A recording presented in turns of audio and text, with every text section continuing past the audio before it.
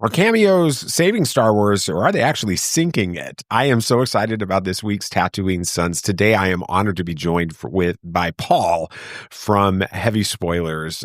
He recently did a video that called out nostalgia bait in mega franchises like Star Wars, and we're going to discuss this. We're going to talk about when fan service works, when it doesn't, why Andor succeeds without the cameos, the moment the Mandalorian jumped the shark, and the bold move necessary to pull Star Wars out of this nostalgia death spiral. Plus, he's going to share at the end a really amazing, fun father-son memory that I think every Star Wars dad listening is going to relate to. Stick around. If you love the past but want a future for Star Wars, this episode's for you. This is Tatooine Sons. Welcome to Tatooine Sons, a Star Wars podcast, the only fan podcast to name a canon Star Wars creature and to be endorsed by the writer and director of The Last Jedi, Rian Johnson. Get ready to explore a galaxy far, far away, across the generations. Here is your host, David the Bowtie Jedi Guy, along with his special guest, Paul, the host of the Heavy Spoilers YouTube channel. I like this guy. Was there a specific moment or something that caused you to start to really understand that this nostalgia bait was damaging these franchises? Was it a character return, a plot twist, or something like that? What was it that really grabbed that idea for you? I think it was probably the MCU, actually. I do like the return of Robert Downey Jr., but then I think that we've kind of hit a point where it's almost like break glass in case of emergency, where there's so many different companies that are trying to really do something different and maybe break the mold. And then you see it flop or underperform slightly, and they immediately go back to what's worked 20 years ago or what's worked in the past. And you see that happening with a lot of different franchises. I think, so it was probably that. And then obviously Doctor Who recently did it, going back to Billy Piper. They also went back to David Tennant just before that. And it does kind of feel like they're trying to do something different, but ultimately they're taking it in a different direction where it might not necessarily please the hardcore fans. And in the same breath, it doesn't bring anyone on board. And I find a lot of companies actually fall victim to this, where they desperately chase after a new audience at the behest of getting rid of their old fans. And it's a bit difficult to get new people involved. So they do tend to go back to the well. And it's just something I've noticed. I mean, everyone knows it at this point, the nostalgia thing. Often when you watch a trailer, they'll have that moment or whatever. No Way Home was kind of obviously really popular. And I remember the trailer revealing Dr. Octopus at the end of it, which was a great moment. You had the pumpkin bomb as well. And I feel like Spider-Man has valiantly tried to step away from that now, and there's been lots of reports about it being a grounded story. I think Spider-Man is successful enough where they can do that and not worry about it. I think spectacle is often a dangerous loop that you can get trapped into, and it doesn't matter. I'm a big James Bond fan, and I've been working back through a lot of the series, and Moonraker, where it took things to space, that would be, I think a lot of franchises would actually have difficulty coming back from that these days. And the next film they did was For Your Eyes Only, which is, I think, the grittiest, most down-to-earth Roger Moore film. And I feel like because they did that so quickly, it kind of set fan expectations of, right, we're not going to be going to space every single movie or doing something that upset it. That was a one-off, and we're back down. But things like the MCU, they did Endgame, and then they did multiverse. No, it was No Way Home. The pandemic's kind of screwed my brain. Yeah, No Way Home. Yeah, No Way Home and Multiverse of Madness were very kind of banking on cameos and bringing people back. And then you've had Deadpool and Wolverine, and they've kind of hit that point. And I think Star Wars is in a similar position where, the Acolyte, they tried with that to do something different. Ahsoka is going over to a whole different universe. But it does feel like they've always kind of, even announcing the Rey movie, it's kind of like they're panicking and going back to like, well, those sequel trilogies, they weren't necessarily beloved by a certain section of the fan group, but a lot of them made either over $1 billion or close to $1 billion. Or did Force Awakens make over $2 billion? Something like that. Yeah, it was crazy. So But even that movie itself kind of played into the nostalgia bait with it, with the way that it was almost a retread of A New Hope, with the Chewie we're home and the Leia stuff and all of that.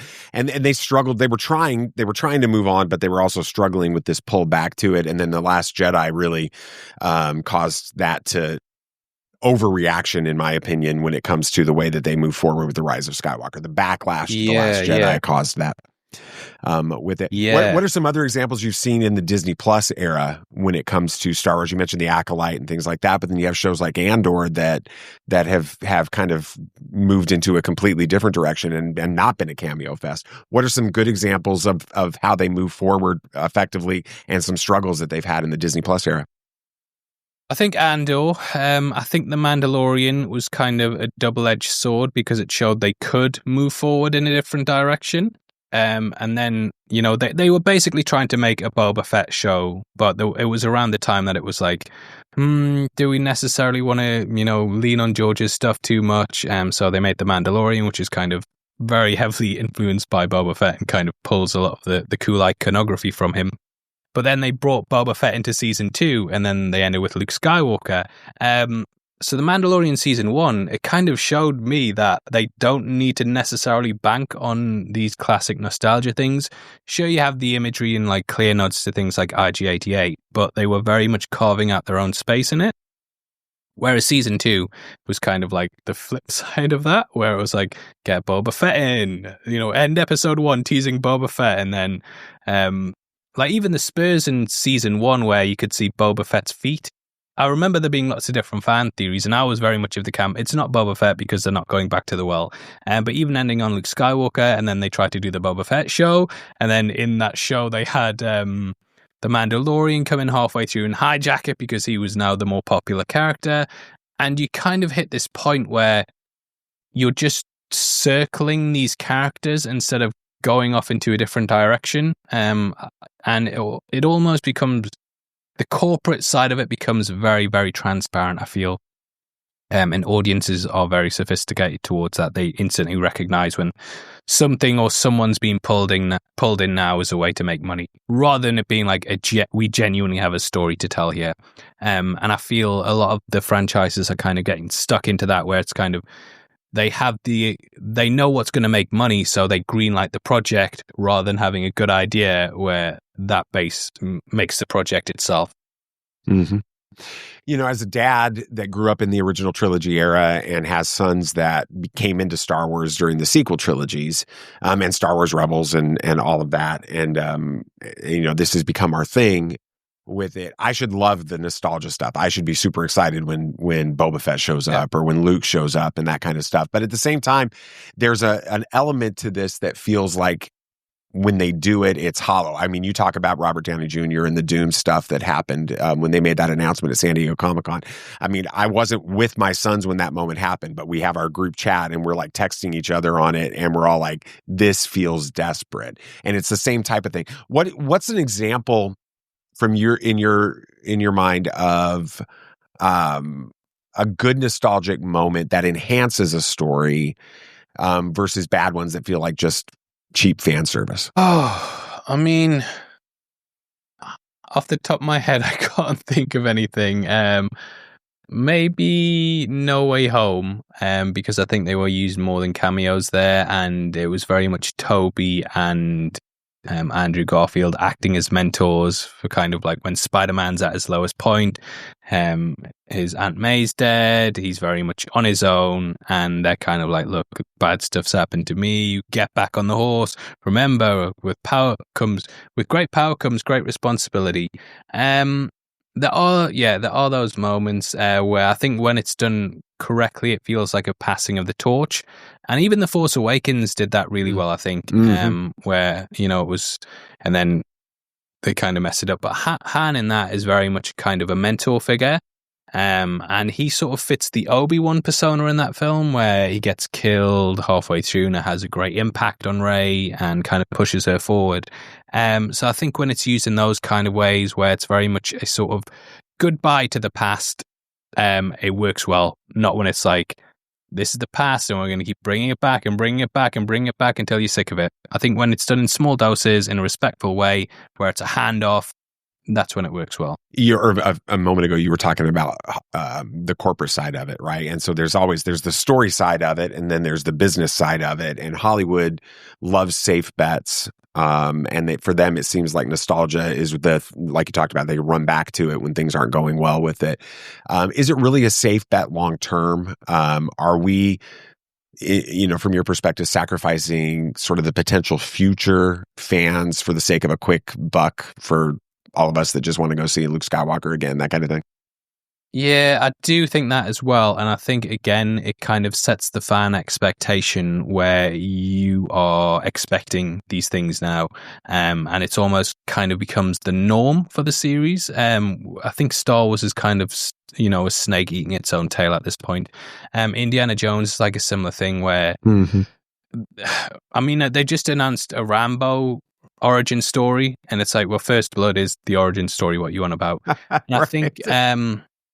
you run into like the danger of it becoming transparently corporate, and it's clear that these characters are just being brought back because they have no other ideas to tell. And rather than taking a break on stuff, which I think they often should do, they kind of run it into the ground instead of giving it breathing space, letting these characters resonate. It's always like, no, we're hitting you with the next thing. How much money can we get out of you by constantly bringing these things back? And if you think about Star Wars, it did have the perfect business model. You had the original trilogy, took a break, got fans excited, announced a prequel trilogy, took another break, it's never coming back. Star Wars is never coming back. And then when it comes back, you get excited. Whereas with what Disney have done now, I feel that we're not missing Star Wars. And I think the anticipation is very important in these kind of things. Not souring you on it and thinking like, like what Marvel are doing, where it's like, it's another Disney Plus show, or it's another thing I have to watch. It's kind of like if they'd actually taken a break after Endgame, as much as I enjoy some of the projects that followed, I feel like it gives you a bit of time in between. And like, even again with James Bond, going back to that, I think James Bond's remained relevant for over 65 years at this point, because it's not always in your face. You build up to this big event, and then they take a break. Amazon own it now, and they could easily be rushing out project after project, but they're still saying, look, we're just making it a theatrical event.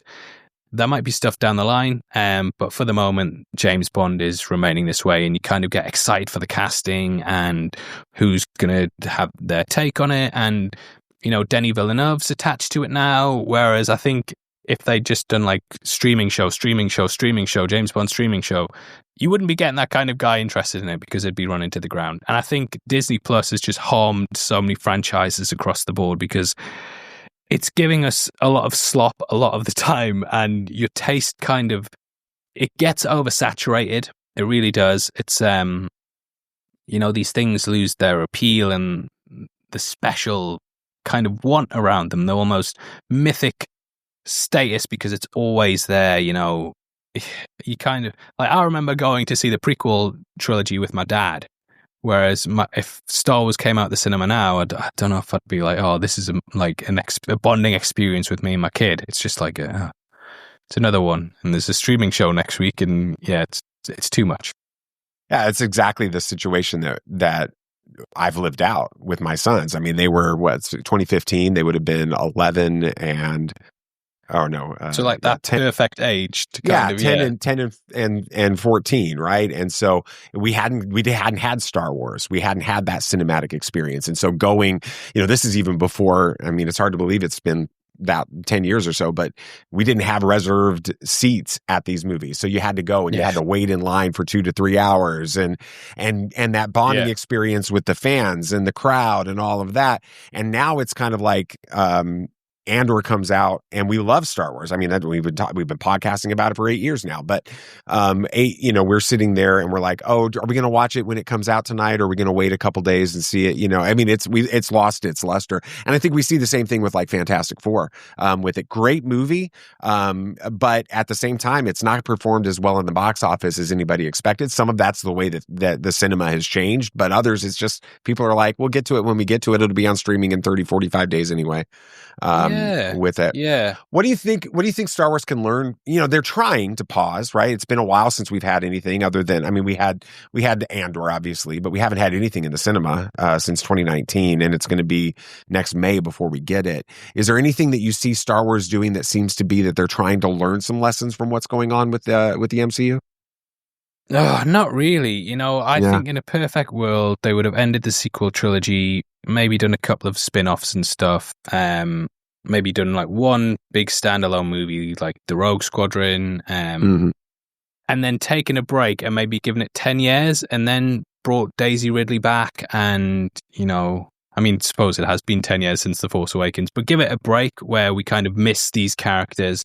And then it's like the kids who grew up on the sequel trilogy, they'll be like, oh, we're learning like Daisy Ridley's back as Rey and she's teaching her own students. And then it's these students that go on to be the main characters. And then it's kind of a passing of the torch thing again. Whereas now everything's just it's always there. So you don't necessarily get a chance to step back.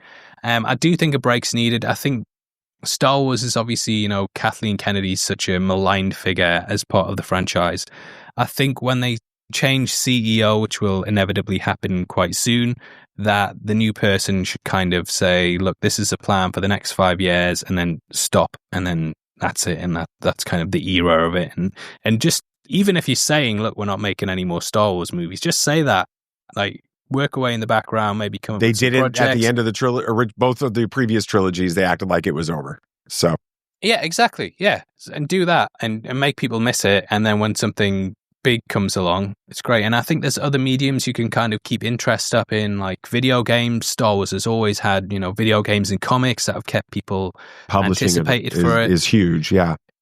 Yeah, again, James, I'm going to keep banging on about James Bond, but obviously you've seen the new James Bond game that's coming out, which is kind of like a soft introduction to a new, younger James Bond before they inevitably recast the next one. The Batman Arkham series, that kind of took over when the Dark Knight trilogy ended, and there's other mediums to explore stuff through. And I mean, like, yeah, the N64, I used to play Rogue Squadron all the time, Shadows of the Empire. Right. Star Wars was still alive for the hardcore fans, but it wasn't, doing the heads in of the general audience who weren't necessarily that interested.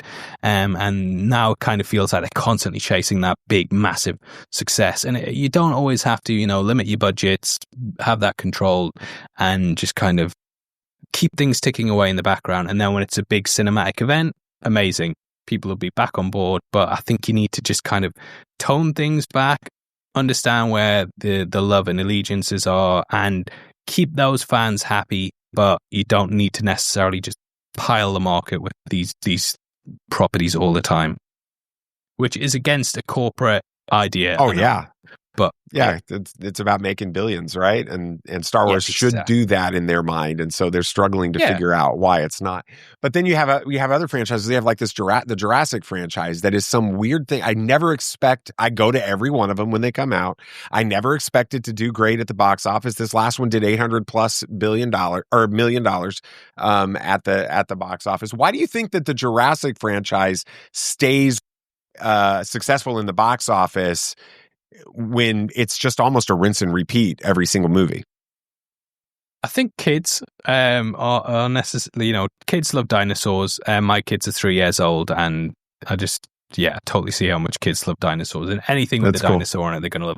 But it's also kids horror as well. There's kind of, kids do like horror, but it needs to be at a certain level. And I think the Jurassic films kind of walk that fine line of being like spectacle horror as well. It's got those. The thing is with that, the dinosaurs can be lots of different things in those movies. So, for example, you can have like a nice, cute dinosaur that's a little cuddly thing, but then on the flip side of it, you've got the terrifying ones, and then you've even got ones like the T-Rex who are kind of like anti-heroes, where it's like one film they're a villain, but then they show up later in the franchise. It's like, yes, what a hero, that bloody T-Rex is. So I think it does tick a lot of the boxes in kind of what an audience want to see from something, and it's not always there. Again, a Jurassic World. They're not doing Disney Plus shows or stuff like that with it. Yeah, it's one of those franchises where it never really feels like it's always there. It's just kind of like, I mean, even this last one's kind of came and gone, but it's made a lot of money. So I think they've done a really good job of kind of keeping it successful and appealing to people without, necessarily kickstarting a culture war amongst fans as well. I think culture war stuff can kind of drag this down as well. And I think the longer that a property goes on in the mainstream, it kind of gets attached to that stuff, because you get the stars asked like questions, or someone will say something that gets misquoted in a tweet, and then it'll blow up everywhere. So yeah, it's they've done a good job of actually handling that IP where it doesn't annoy people, still appeals to people, isn't necessarily good either, but it's always something that people are like, oh well, I'll go see that at the cinema. It's not offensive to anyone, you know what I mean? Right. It's not ruining your childhood. You're not like, oh, Sam Neill. But maybe that's another thing, because people are obviously very, very attached to Star Wars. Like, people make it their identity. There's people who call their religion Jedi. No one's that attached to the Jurassic movies, but even though it's quite a big thing, like that was the second film I ever saw at the cinema, Jurassic Park, and I went with my dad. And I remember it like it's a massive part of my childhood. But I don't think there's anything in those movies, like the newer ones, that I'm going to be like, it destroyed my childhood. You know what I mean? It's just like, oh, it was a bad film. Yeah. It'd be great, Chris Pine, or you destroyed my childhood, Chris. Exactly. Yeah, exactly. That's so funny. And a lot of times, I mean, there have been so many cameos in this era of Star Wars, right? You've got, it all kind of started with Luke show. I mean, actually, even before that, I mean, you had Bo-Katan, you had Ahsoka, and those types of things, Boba Fett showing up, and then culminating with Luke and Cad Bane showing up. Yeah. What's been like the one cameo in this modern era of Star Wars that really worked for you? And what's the most like egregious like screw up that they did when it comes to cameos? Right, egregious one, I can tell you straight away, is Jack Black and Lizzo. That was when I really feel that, Star Wars jumped the shark, because Star Wars has never really been like celebrities and stuff. Yeah. It's always been like quite unknown actors playing pretty much all the parts. I mean, Harrison Ford's obviously a massive name, but there's never really, he wasn't that when he first started. He wasn't when this franchise started, yeah. They've never really cast like a big, even the sequel trilogy, you know what I mean? It was like Daisy Ridley, like who the hell's that? Adam Driver. No one knew who he was at the time. It's always been very low-key actors. And then to have that, it was like, take shower a bit, you know what I mean? You're like, what? Christopher Jack Lloyd Black showing and Lizzo. up, Yeah, totally. Yeah, I mean, he was completely overshadowed by those guys. I'll let Christopher Lloyd off. Yeah, I forgot about that. Yeah. So I think that was kind of it when it was like, the Mandalorian season 3 ain't recovering. It ain't missing that. Who was my favorite character? I mean, obviously the Luke Skywalker thing was a massive thing. I think it was like a sugar rush. That's what so many of these are, right? They're just like, they get you really excited for a few minutes, and then you're kind of like, later on, you're like, I don't know, did it work? Yeah. I actually prefer his cameo in Book of Boba Fett. When he's training Grogu, I think the effect holds it had purpose better. There. Yeah, it's kind of like he's presenting a choice to Grogu. But yeah, that was a massive thing, obviously. Cad Bane I quite liked, just because he was thought dead. And to see, it's always the cameos that are big to a Star Wars fan that you don't actually necessarily think are big enough to bring to the live action. So, for example, Cad Bane, because you're constantly thinking like, well, is anyone watching this going to know who he is unless they've seen like an animated series from years ago? And the fact that they brought him in and he had like the metal plate on his head and stuff, and he's kind of Boba Fett's rival, that was really cool. Grand Moff Tarkin as well, I remember in Rogue One. The effects not aged that well, but I remember they did so much stuff in Rogue One that was great. The Darth Vader hallway at the end. I will say, I don't think Disney have messed up Darth Vader once yet. I think they've always nailed, toss everything else to the side. One thing you can say, they've never messed up Darth Vader. They've always got him right. So, end of Rogue One. Even in Obi-Wan Kenobi, you liked that. You liked the way they handled it. I mean, it's episode 3, I think. Well, they tease him at the end of episode 2 when he's in the tank and his eyes wake up and say, oh. And then I think episode 3 just like walks into that town and like starts going crazy, someone out by the neck and starts dragging them along the ground, like using the Force. So they always have him really intimidating. I think Darth Vader used sparingly is great. And he's kind of, those kind of cameos are like, obviously, it's an Obi-Wan show, so you can expect something like that. But like Leia gets a lot of crap in that, but I thought she was fine. Yeah, I enjoyed it. Yeah. So I'm also partial to Leia's dad showing up, just in the odd. Yeah, I know they recast him for Andor, but just seeing him pop, he's floating around this time. Yeah, he's floating around. Andor took a completely different approach, like no cameos.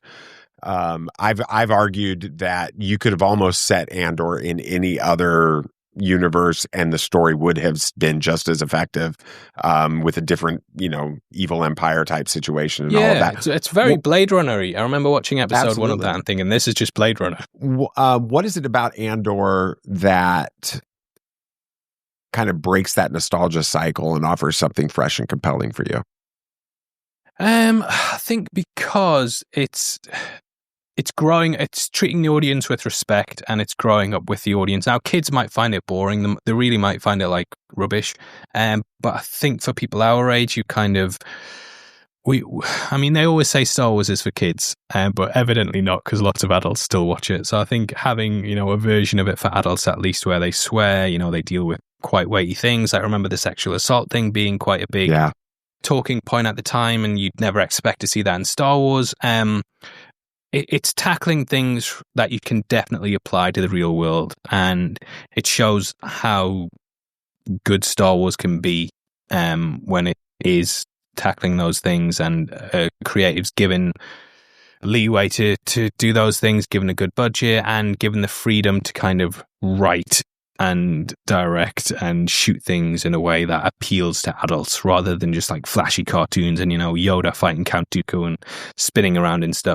So I think it was good because it added that extra dimension that felt lacking from some of the other Disney Plus stuff. I feel like Disney Plus, they've kind of fallen into a formula a lot with their shows, and you see that a lot with the MCU, and it got to the point when we were doing breakdowns on it, and I was getting to the finale and I was thinking, I pretty much know how this finale is going to go. And it was only really Loki season 1 and 2 that subverted my expectations. But I think Andor has just been given that respect. And because he's not necessarily a fan favorite character, I don't know how many people own an Andor action figure.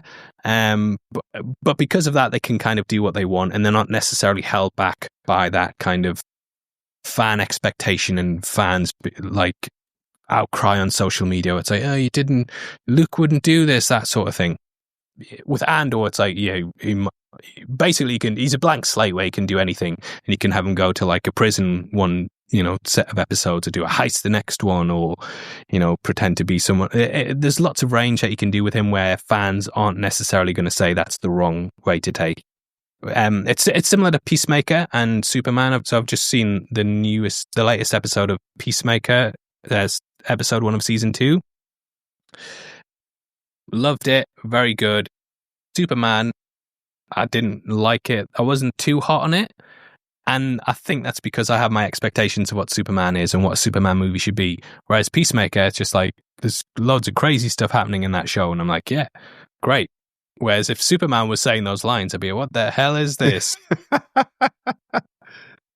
It's funny because no one's more critical of Star Wars than Star Wars fans with it. And but in the end, we all I think there are those that there's the grifters that want to make get clicks and make money off of it failing every time. But most fans really do want to see it succeed. What's one bold move that Kay would just pull Star Wars out of that nostalgia death spiral? I'm surprised Ahsoka came back to the main universe, because when they went off to the new one, I'm like, oh, they can do anything here. They've got total free. Even the little naughty who are like them little turtle guys with the little suits on, I'm like, they can do whatever they want here. And I was surprised they brought it back. I was kind of hoping like a Zahn trilogy set off in that universe where you take elements of like Thrawn and that sort of thing and do it over there, and then it's not necessarily impacting the main line. I think kind of what House of the Dragon... I mean, Game of Thrones is like the perfect example of like, we messed up the ending of this, people don't like it, how do we bring it back? You kind of need to remove everything from that main timeline or when we expect stuff to be set. So Knights of the Old Republic, I think what James Mangold's doing is a good idea, where he's kind of setting it like... And I know they tried to do that with the Acolyte, but then they still had things like... Ki-Adi-Mundi show up, where it was just like, oh, fine, annoying people. So I'd say just take everything to and a everybody latched onto nothing... that and change, and it, we're freaked out about the canon from that piece. Yeah, and it's not necessary. It doesn't make or break the show. You know what I mean? But people were just obsessing over it. So I would say do copy House of the Dragon, do maybe a prequel or 1,000 years in the future where none of this stuff matters anymore. And if they find artifacts because they're in the future, that kind of ties in. That's a nice little Easter egg.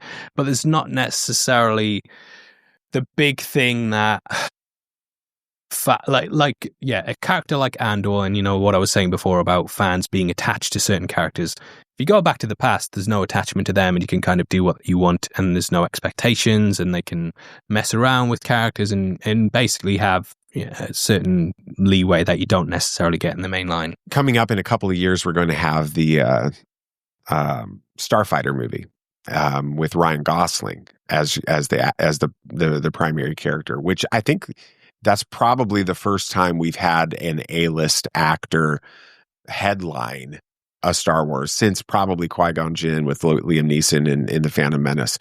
With that, what do you feel about a Star Wars movie with an A-list headliner?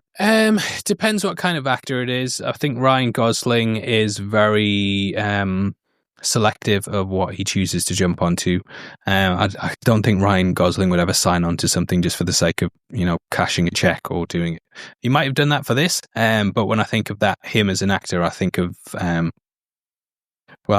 before Barbie, obviously Barbie was like $1 billion, but I think of him as being like a sort of early days Christian Bale, where it was kind of like you kind of expect him to have like it's good, going to be good no matter what, and he'll be great in it. And I think that with Ryan Gosling, I think you need to get respected actors who have selected projects in the past purely because of the project, like Robert Pattinson. Sorry, that's another good example where he signed on to Batman, but he's not been just doing things for the sake of doing them. And it's clear that he has, he wants to be respected in his career. So an actor like that, I think an A-lister like that can be good. Whereas if you got like The Rock, I think people would be a bit like it's Kevin Hart. You know what I mean? That'd be awesome. What's the craziest casting that you would you could imagine in a Star Wars? Who's the craziest person you would bring in? I mean, Jack Black in Star Wars was probably movie. Pretty close. Give him a full spin-off Disney Plus. That's right. There's a new Disney Plus show coming out. It's Jack Black. But even Jude Law was quite a. That's true. Yeah, I mean, it feels like that show's kind of came and gone, and even like remembering that Jude Law was in a Star Wars thing is quite a weird thing. Maybe Colin Firth. Yeah, I'll have a Colin Firth in it. It'd show up as a Jedi Master somewhere. Yeah, with that, of course. What does the future of Star Wars look like if it continues in this? You called it a death spiral, right? It's almost impossible to get out of that. What's the future of Star Wars look like if they don't make some radical changes? I think it'll go back to being like a very nerdy property where it's like you're seen as a loser for liking it. It's difficult to predict the future with Star Wars. I think a lot of it is kind of tied to the management behind it at the moment, where it's kind of like people hate Disney, they hate Disney Star Wars, they hate Kathleen Kennedy, And I feel like it needs kind of a changing of the guard and a break, and for them to basically I'm going to mention James Bond again, but you know what I mean? When Amazon took over, everyone's like, oh no, what's going on? And then, you hear Amy Pascal's signed up to it and say, oh, what they're doing here. But then they get Denis Villeneuve and the writers attached to it, and you start hearing who they're actually auditioning for it. And it makes it sound like they're taking it seriously. So I'd love to see like a stopgap where it's just like, right, this is it. Change creatives, and we're working on something in the background. It's going to be out in the next 5 years. Then slowly trickle announcements out, like a big name director, or say they got George Lucas back to consult on it. Just something that kind of shows that they're taking it seriously and not milking it for content on a streaming service. I think that would be the way to do it. I think in general, just streaming has kind of diluted so many brands that it's just difficult to say how much damage that's done. And I feel like taking a break from it would heal a lot of the wounds. It's kind of like during COVID when they were saying like, oh, the ozone layer is clearing up in the oceans. Like, yeah, got less pollution in because everyone's in the house and not driving cars all the time. Gonna get some crazy comments because of that on the video, but that's the kind of thing I think you need, where you just take a step back, don't let anyone know what's going on, and then slowly roll out tiny little announcements like, oh, they're working on this, they're working on that. Oh, that sounds good. Yeah. You kind of need new shit. I mean, we've seen so many franchises pulled back from the brink, and like I said, I've been working on an Alien versus Predator thing that pretty much killed both franchises, and then you had Prometheus and Alien Covenant that also destroyed them, and then they kind of took a break. They even were doing Prey as a streaming movie, and then people liked it, and it's like, oh well, Alien Romulus was going to be streaming, why don't we put that in the theater? And it's kind of built up this fan base again, and now we're getting like 2 Predator films a year, and they're both really good. And yeah, just kind of taking things back to square one and giving people a rest, and just being like, look, we're in a bad spot at the moment, so we're not going to give you more. We're just going to take a step back, get people in who are passionate about it, and make the best quality thing possible, and slowly win people back. A couple of months ago, the rumor mill had Kathleen Kennedy stepping down the end of this year, and Dave Filoni and Carrie Beck kind of stepping in to this role with that. What are your thoughts on Filoni and Beck as the? I do quite like Filoni. I think he kind of gets almost sort of in a James Gunn way. He's his own projects. He's very kind of right. These are what I'm going to push either way. And I think Filoni does kind of push a lot of his characters, like his Ahsoka. Love her, but there's often the criticism. It's like he's more interested in doing his own things and wolves all the time and stuff. I do think Filoni is, out of all the contenders out there, I think Filoni's got the safest hands when it comes to the handling of this franchise. And I don't think he would make anything just for the sake of pushing a product out there. I think for him, there would have to be a level of quality, and he might not always hit it.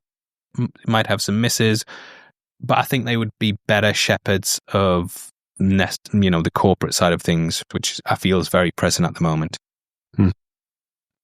Favorite Star Wars memory with your dad? So on Shadows of the Empire is the Boba Fett level, where you kill him and then he comes back in Slave One, and it takes about an hour to get to that point playing the game. And I remember me and my dad, we just couldn't get past it.